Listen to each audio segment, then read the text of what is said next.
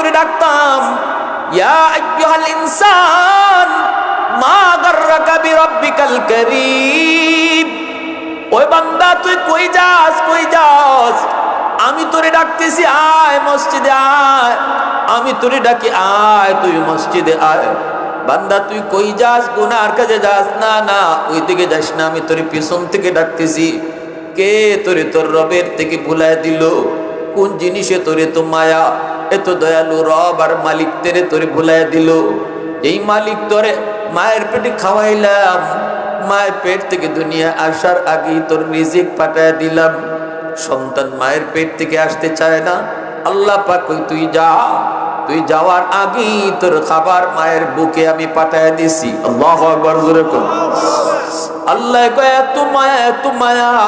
মুখ ছিল কিন্তু তোর দাঁত ছিল না, দাঁত আমি আল্লাহ দিলাম। দাঁত ছিল কিন্তু কামড় দেওয়ার শক্তি ছিল না, আমি তোর শক্তি দিলাম। এ বান্দা পা ছিল, হাঁটার শক্তি ছিল না, আমি আল্লাহ তোরে হাঁটা শিখাইলাম। হাত ছিল, ধরার ক্ষমতা ছিল না, আমি আল্লাহ তোরে ধরার ক্ষমতা দিলাম। সব কিছু যখন যা লাগে সব দিয়া দিয়া আমি তোরে বড় করলাম। আজ তুই বড় হইয়া আমি আল্লাহরে কেমনে ভুলে গেলি রে? কেমনে তুই আমি আল্লাহকে ভুলে গেলি? কোন জিনিসে তোরে ভুলায় দিল? কোন জিনিসে তোরে তোর রব থেকে ভুলায় দিল? আল্লাহ পাক রব্বুল আলামিন এইভাবে ডাকে আর কয়, বান্দা দুনিয়াতে তুই যখন আমার সেজদা দিতি না, তখন আমার কুদরতি কলিজা ব্যথা লাগতো। জোরে কোন সুবহানাল্লাহ। ভাইরা বন্ধুরা জন্য বলি, যুবক, আল্লাহ পাক রব্বুল আলামিন কই জানোনি? তুমি যুবকের এই সেজদার খাতিরে আমি আল্লাহ জমিন টিকায় রাখছি। এই যে জমিন দেখতেছো, এই যে আসমান দেখতেছো, মানুষের গুনার কারণে জমিনে গজব আসতে চায়। গজব গুনায় টেনে নিয়ে আসে, আর রহমত নেক কাজে টেনে নিয়ে আসে। যেই পরিমাণ গুনাহ জমিনের ভিতরে হয়, এই পরিমাণে আযাব আর গজব হয় না। কারণ হলো 4 দল জমিনে আছে। কয় দল? জোরে বলেন, জোরে বলেন, কয় দল? যেই পরিমাণে গুনাহ হয় এই পরিমাণে গজব হয় না, কারণ 4 দল আছে। যেদিন থেকে এই 4 দল থাকবে না, এই দিন থেকেই জমিনে গজব শুরু হয়ে যাবে।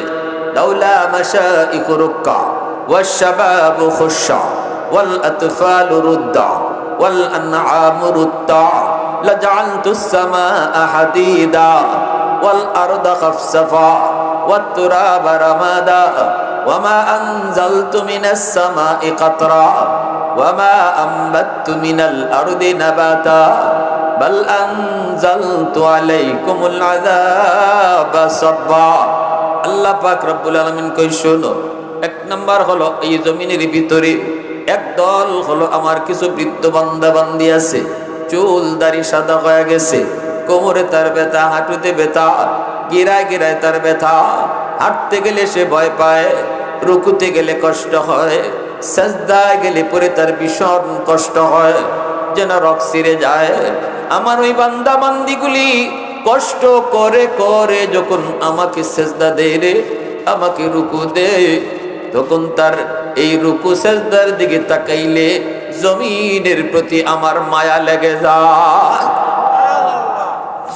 2 নম্বরে আল্লাহ পাক বলেন ওয়াশশাবাবু খুশা। আল্লাহ কই, শোনো, জমিনের ভিতরে আমি যখন দেখি কিছু যুবক যৌবনে আমার গোলামি করে, যৌবনে এসে আমি আল্লাহকে ভয় করে, অথচ তার যৌবনকালের যৌবনের চাহিদা হলো গুনাহ করা, তার যৌবনের চাহিদা হলো অন্যায় করা, যৌবনের চাহিদা হলো বন্ধুদের সাথে গুনার আয়োজন করা, গান বাজনা করা। কিন্তু আমি যখন দেখি কিছু যুবক যৌবনের পাগলামি করে না, না না বন্ধুদের সাথে গুনার কাজে যায় না, না না গান বাজনার আয়োজন করে না, করলে ওয়াজ মাহফিলের আয়োজন করে, মা বাবার সেবা করে, মুরব্বীদের শ্রদ্ধা করে, সম্মান করে, উলামায়ে কেরামকে তাজিম করে। যৌবনে যখন আমি একজন যুবককে মসজিদে দেখি আমার কদমে সেজদা দেয়, তখন ওই যুবকের কলিজার দিকে তাকাইলেও এই জমিনের প্রতি আমার মায়া লাগে। আল্লাহ, কথাগুলি আল্লাহ নিজে বলতেছেন হাদিসে কুদসি। এজন্য বলি যুবক, হয়তো তুমি বুঝো না তোমার দাম আল্লাহর কাছে কত বেশি।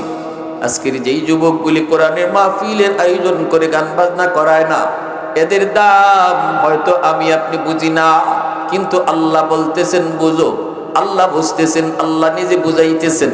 যেই যুবক যৌবনে আল্লাহকে ডরায়, দিলের ভিতরে নাপাক প্রেম জন্ম দেয় না, দিলের ভিতরে আমি আল্লাহর প্রেম জমায় নাই, আল্লাহ বলে ওই যুবকের দিকে তাকাইলে এই জমিনের প্রতি আমার মায়া লাগে, এই জমিনের প্রতি আমার মায়া লাগে। এজন্য বলি বাইরে যুবক, এ যুবক ভালো করে শোনো, মুরব্বী বাবাজি যারা আছে, দাড়ি চুল সাদা হয়ে গেছে, বাবার বয়সের দাদার বয়সের, সাবধান, তাদের সাথেও বেয়াদবি করবা না, তাদের মনে কষ্ট দিবা না। কারণ এই মুরব্বী মানুষকে সম্মান আল্লাহ নিজে করে। জোরে কন্যা সুবহানাল্লাহ। আল্লাহ পাক কয়, আমার ওই বান্দা বান্দিগুলি যাদের চুল দাড়ি সাদা,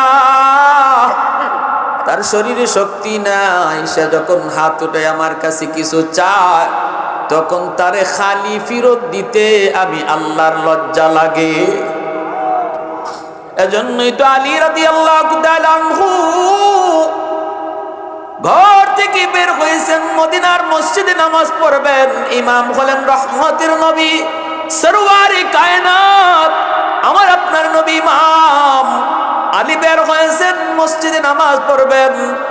ঘর থেকে বের হয়ে এই চিকন একটা গলি, এই গলি দিয়ে একজন ঢুকলে পরে আর একজন যেতে পারে না।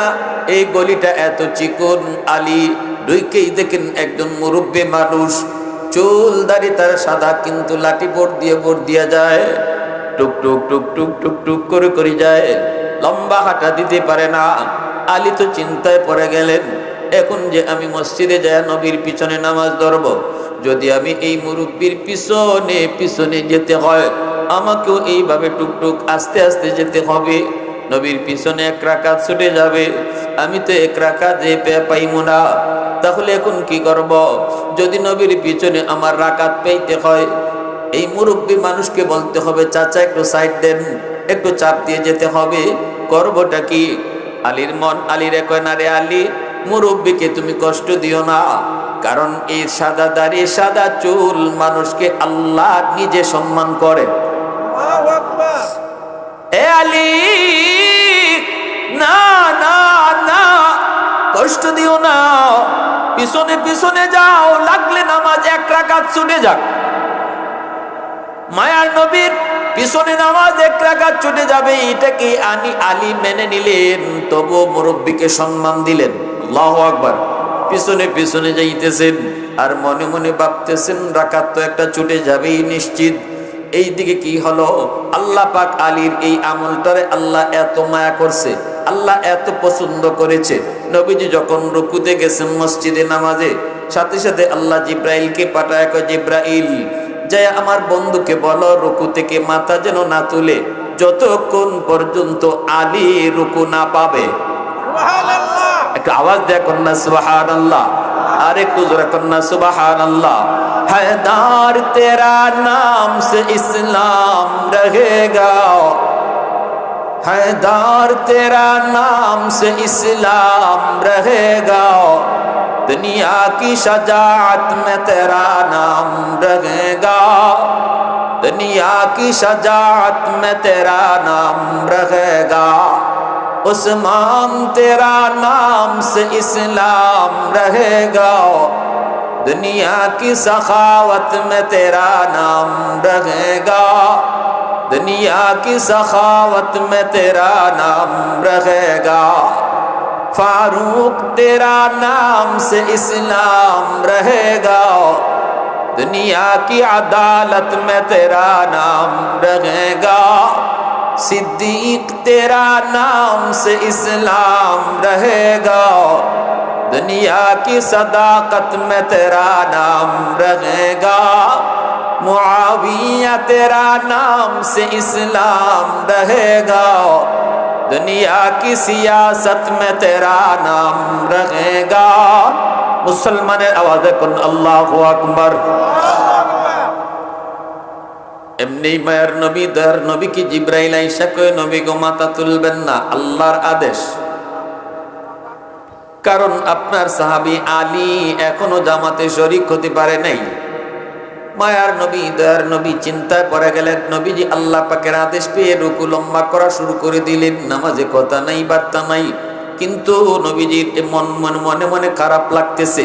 এত লম্বা রুকু করতেছেন কেন? আলী এমন করলো, আলীর কারণে আজকে নবীজির রুকু লম্বা হইতেছে। যেরকম না পিছনে সাহাবায়ে কেরাম তারাও তো রুকু লম্বা করেন, কেউ তো মাথা তুলতে পারে না।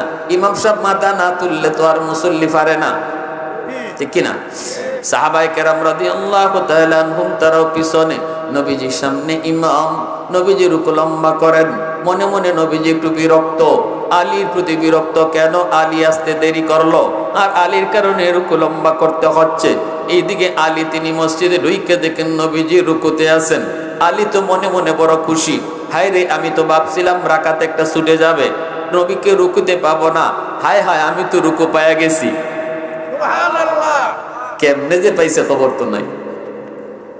আইসে আলী রুকুতে শরীক হয়ে গেলেন। সাথে সাথে জিব্রাইল কয়, নবী গো এবার মাথা তুলেন, মাফ করেন গো নবী, কষ্ট দিলাম। আল্লাহু আকবার। নবী গো মাথা তুলেন, আপনার আলী রুকুতে শরীক হয়ে গেছে। আল্লাহু আকবার। নবীজি মাথা তুললেন। নামাজ শেষ হলে পরে নবীজি মিম্বরে বইসা সাহাবীদেরকে ডাকলেন। সমস্ত সাহাবায়ে কেরাম সামনে বসলেন। আলী তিনি তো পিছনে আইছেন, সবার পিছনে পিছনে বসা। নবীজি বলতেছেন, সাহাবীরা রে, আজ প্রথম রাকাতের রুকুটা এত লম্বা কেন হলো? হয়তো তোমাদের মনে অনেকেরই প্রশ্ন। সাহাবীরা বলতেছেন, ইয়া রাসূলুল্লাহ, আল্লাহু ওয়া রাসূলুহু আ'লাম, আল্লাহ এবং তার রাসূলই ভালো জানেন, আমরা কোনো প্রশ্ন করব না। নবীজি বলেন, তাহলে শোনো ঘটনাটা কি ঘটছে তোমরা শোনো। নবী বলতেছেন, আলী তুমি কোথায়? পিছনেই আলী বসা। নবী কয়, সামনে আসো। জোরে কন্না সুবহানাল্লাহ। নবী বলেন, আমার আলীরে জায়গা দাও। নবী বলতেছে, আলী একটু কও আজকে দেরি করলা কেন? আলী বলতেছেন, ইয়া রাসূলুল্লাহ বেশি দেরি হয় নাই, আমি আপনারে রুকুতে পাইছি। আল্লাহ নবী বলে, আলী কেমনে রুকু পাইছো, খবর আসেনি? বলি, ইয়া রাসূলুল্লাহ বুঝি নাই গো নবী। আল্লাহ নবী কয়, আলী আমি তো রুকু এত লম্বা কখনো করি নাই, তোমার জন্য আজকে আল্লাহ রুকু লম্বা করায় দিছে। রুকু যেতে যাওয়া মাত্রই আল্লাহ জিব্রাইল পাঠায় বলতেছে, নবী গো মাথা তুইলেন না, আপনার আলী নামাজে শরীক না হওয়া পর্যন্ত রুকু থেকে মাথা তুলবেন না। তোমাকে রুকু পাওয়ানোর জন্য আল্লাহ আমার রুকু লম্বা করায় দিছে। এ আলী একটু কও ঘটনাটা কি, একটু বলো।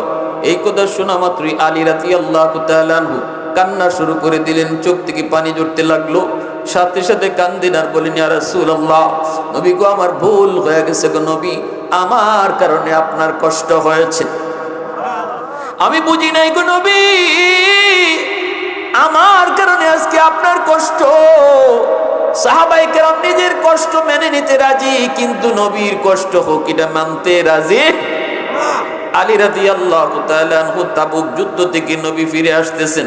নবীজি আলীর উরুতে মাথা রেখে নবী একটু বিশ্রাম নিবেন। আলী আসরের নামাজটা পড়েন নাই, মনে মনে ভাবছেন নবী হয়তো একটু পরে ঘুম থেকে উঠে যাবেন, তখন আমি আসরের নামাজটা পড়ব। কিন্তু নবী যে উরাতের মধ্যে মাথা রেখে ঘুমাইছেন, আল্লাহর নবী ঘুম ধরে গেছে। আলী এবার চিন্তায় পড়ে গেলেন, সূর্য তো লাল হয়ে গেছে, কিছুক্ষণ পরই সূর্য ডুবে যাবে, আসরের নামাজ আলীর কাজা হয়ে যাবে। এখন আলী চিন্তায় পড়লেন, আমি কি করব, নামাজ কাজা করব নাকি নবীর ঘুম ভাঙ্গাবো? যদি নবীর ঘুম ভাঙ্গাই তাহলে নামাজ পড়তে পারবো, আর যদি নবীর ঘুম না ভাঙ্গাই তাহলে নামাজ কাজা হবে, কোনটা করব?